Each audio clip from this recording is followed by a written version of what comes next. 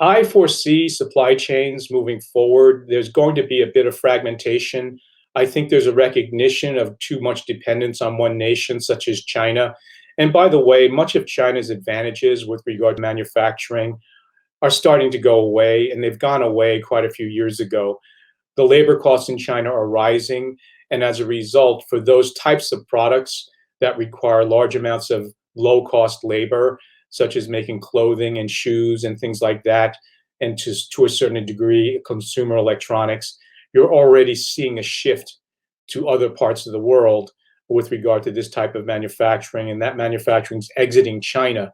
And so, as companies explore places with abundant labor, such as Vietnam and Indonesia, and even places like India, you can expect to see a diversification of supply chains moving forward. But one thing I will say about China is that there are many companies that are still engaged in China and indeed even increasing their investments in Chinese manufacturing. But it's primarily because of the growth of the domestic Chinese consumer. And now that the Chinese consumer has started to, in a sense, elevate their own standard of wealth and their own economic circumstance, those hundreds of millions of people that reside in China have now become a very attractive market for companies all over the world.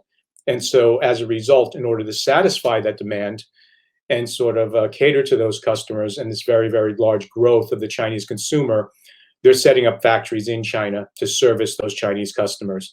And so, therefore, China will still continue to gain some degree of direct foreign investment in terms of manufacturing in China, but there will also be an exit, particularly of those types of companies that require large amounts of labor that